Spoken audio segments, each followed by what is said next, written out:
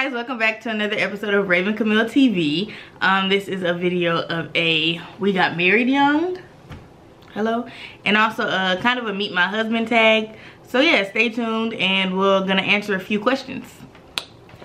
So since this is a meet my husband tag, meet Ahmaad. Hello everybody. Nice to meet you. What it is? It's my husband. Okay, so I was 23 when we got married, and I turned 24 3 weeks after.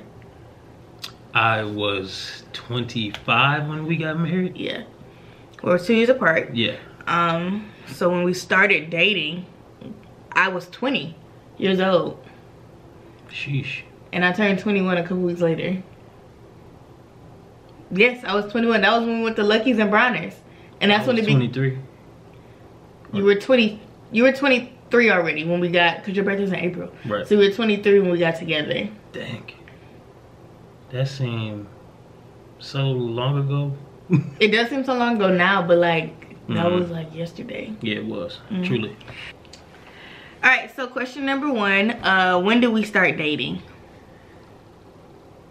Oh, yeah. Oh, you don't remember? Oh, okay. Cool. Maybe I don't. No, I'm just playing. October 19th, 2016. Correct. Good job. We were together for what? Not even a full 2 years when we got engaged? No, I think it was literally like a year and a half. Like a year and a half. We got engaged March 24th. I always want to say the 23rd. I don't know why. March 24th of 2018. And then we got married October 19th, 2019. What? Oh, you was about to answer that? No, I was just trying to recall the year. Oh yeah, it was 2018. Then we got engaged. Oh yeah. So next question here is, when did you know it was the right time to get married? When did I know it was the right time to get married? I have been seeing some signs about, like, you know, you being the one. You know, you having all the qualities that I felt like was the one. And she did. Because everything different when you're working on your last. Facts. And I had a couple different confirmations. And I knew. That's cute. I don't know when I really knew. I just feel like we were just kind of like trekking along the path of like we knew. But I don't think I had a definitive moment of like, this is it. I mean, there were definitely signs, but like hindsight is 20/20, you know what I'm saying? So I don't know if I necessarily was like, oh yeah, this I know for a fact. It was just kind of like, I married him. And you know, I didn't want to get married, so you know, hey, everything did, we were working on your legs. Fact. I didn't really have like a definitive moment either. I had moments. Yeah, that's true. And I feel like I needed moments. Most people would be like, you know, this one time. No, I needed a couple times. I don't know. I feel like there were a couple situations where like you definitely had my back in ways that like I was like, oh okay, like moments. Like actually, me and my mama just talked about this. That moment at Mecca. Exactly. We just talked about this. But like that was a really big one. To where like me nor my mama had to call and be like, go check on her or like have my back. You was just there and I didn't even know it. Sitting across the street at all. Exactly. But I just didn't even know it. Like, you know what I'm saying? So yeah, I'm dead. Yeah, I know. It is fine. We like that. How did we prepare for marriage? Well, we had a lot of what do the people call it? Preventative measures. Preventive measures. Yeah. You know, we already listened to like the Love Hour podcast, the Anatomy of Marriage podcast. We started that stuff really early. Yeah, for sure. Like before we were engaged, really. We just liked it because we was in a relationship. It was relationship stuff. So like, you know, it was great. Yeah. I listened to a little bit of Esther Perel podcast. You know, and I know you listen to a lot of her podcasts, but like those podcasts were great insights into what marriage is for other people and what it could possibly be for us. Yeah, so, and it gave us a lot of good talking points. Facts. Like throughout. For us to truly get dating. to know one another, you know. And even just what we wanted from marriage or what the other was willing to give. Yeah, like very true. even in that. Yeah, we definitely, I am a person that wants to read and know all the things about whatever I am doing. So I am I'm an avid podcast listener of all things relationships, Definitely. and book reader as well. Because we didn't read a ton of books together, but there were plenty of books that I read personally, and would talk to him about like whatever I was reading. I ain't read no books. Shut up! You just read the 7 Principles of Marriage book. Yeah, baby, that was after we was married though. Okay.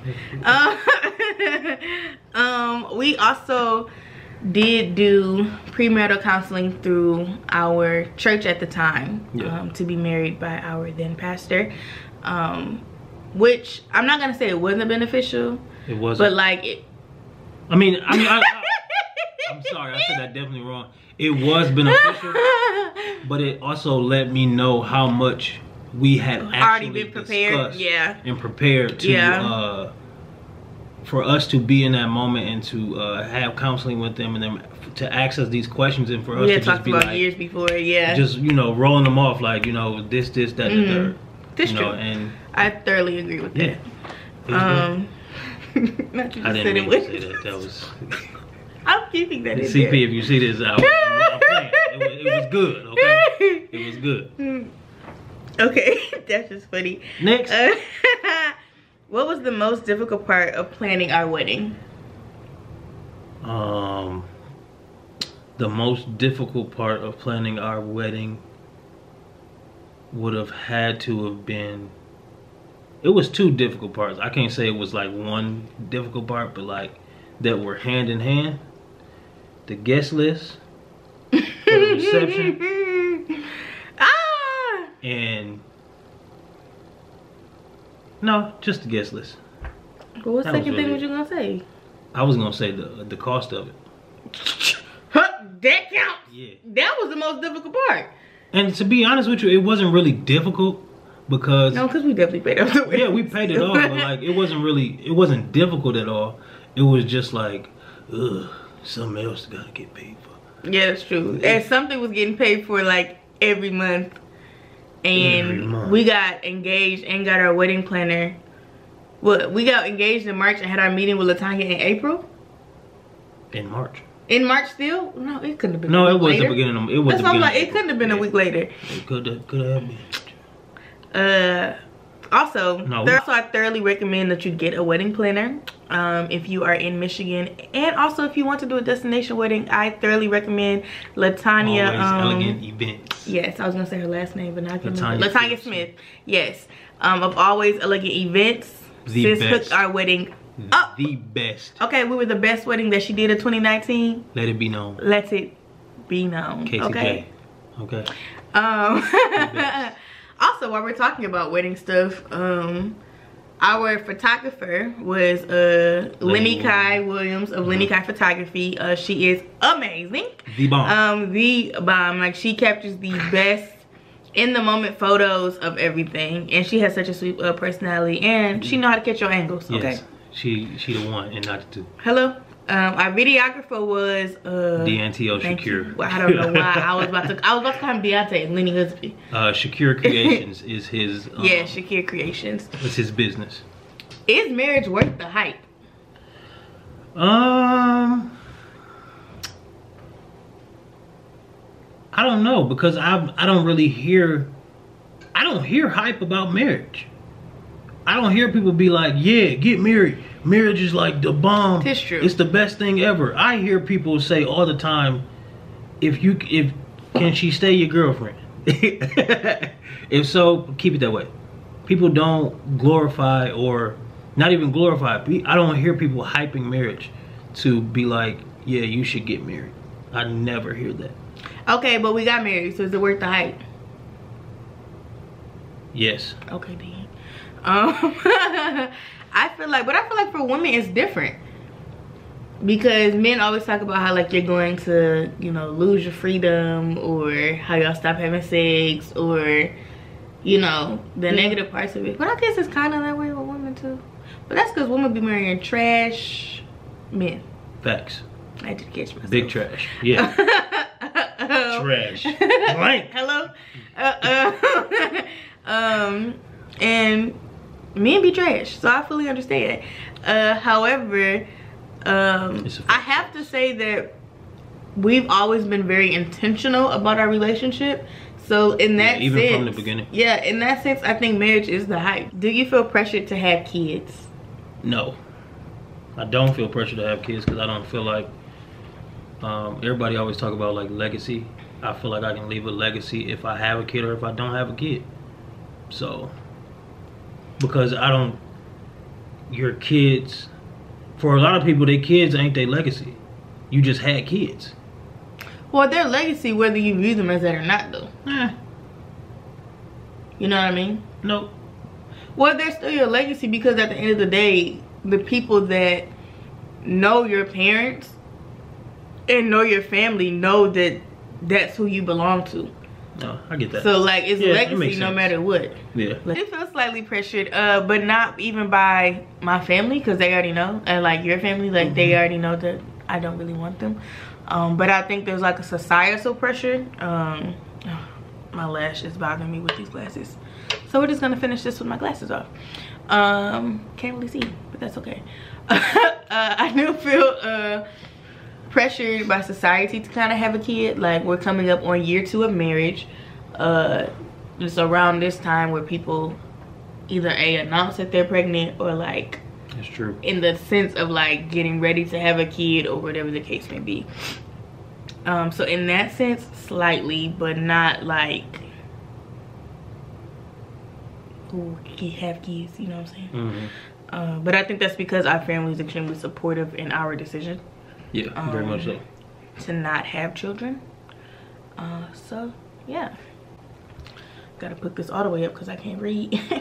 Was the wedding planning 50-50? Easy.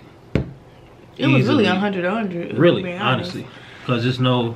There wasn't a meeting that we didn't went to independently. One. You went to one meeting by yourself. You did, but it was snowing. Right, but just clarification. You know. I just thought about that. But yet and still, no, we picked out everything together. Yeah, everything together, from the hashtag to the colors to the invitations to the save the dates. Yes, we picked out everything together. Yeah, it was the decor. It was bomb. I actually really enjoyed that. Yeah. I feel like, I don't know if it would have been as much of a partnership in planning the wedding had we not had a wedding planner, though, because I feel like my mind would have raced 1,000 times trying to think of like every little thing that we needed, and that would have been the case. And you wouldn't have been trying to hear jack squat. Facts. On nothing. What do y'all talk about when you go on dates now? What do we talk about when we go on dates now? We talk about where we really date nights is really more so of a, we have things to do with a big check-in. Like, we see where we are, you know, or even how our week was. Yeah, anything we might have missed throughout the week. Because that's one thing that I feel like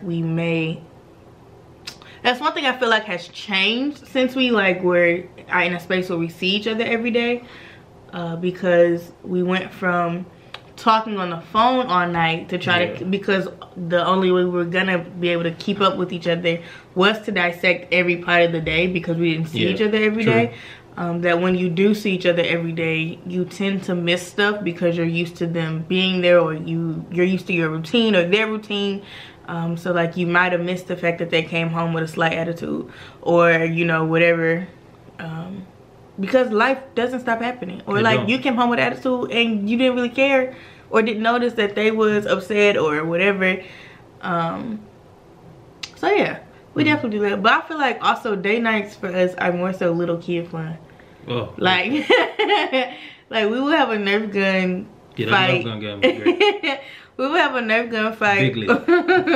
Or stay up and play Monopoly till 2 a.m. or Uno till 2 a.m. Yeah.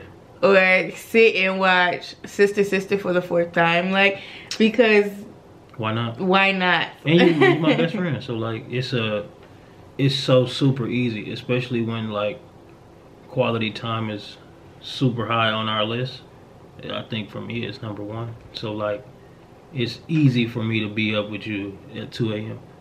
Especially when we ain't had time for real all week and we just been in the routine of going to work, you know, doing what we do, coming home, chilling for a second, going to bed, going to work the next day, you know. So when we have date nights, it's like we get to intentionally be here, you know.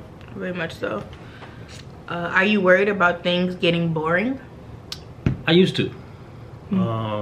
I don't anymore because we are good at checking in with one another. And we're good at saying like, you know, this works for me. This isn't working for me. You know, this was working for me, but it's not now. And this is what's going on and this is how I'm feeling.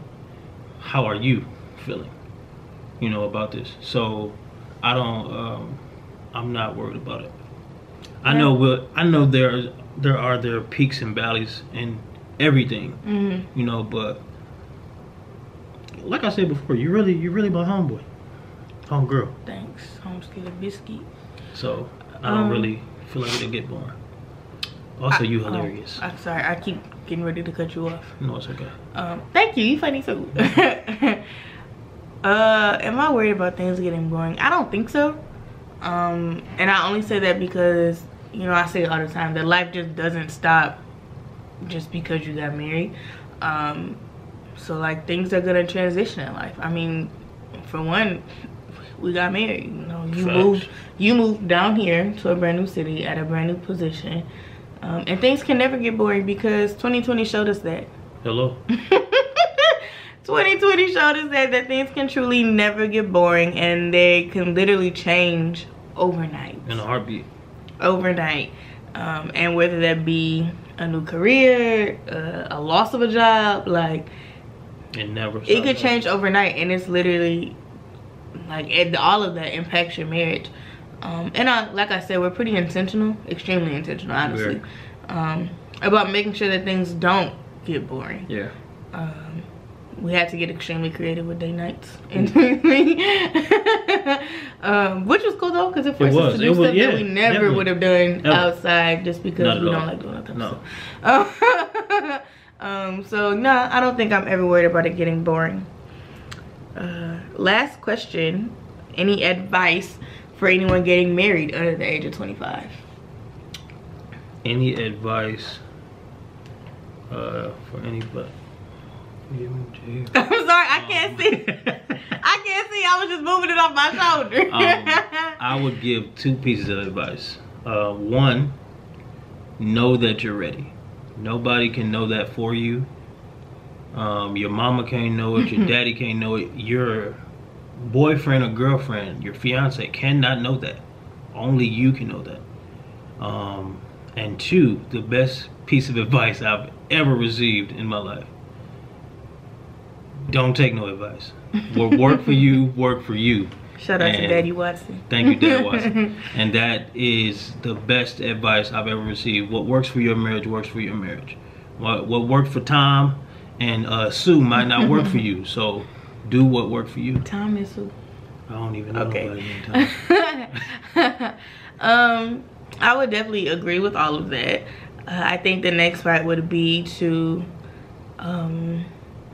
be open and willing to embrace the navigation of marriage, because I think that even though as prepared as we were, as in the sense of like, you know, we knew the words to say, we knew how to communicate, you know, we knew the deep questions to ask, you're never really ready until you're in the act of being married.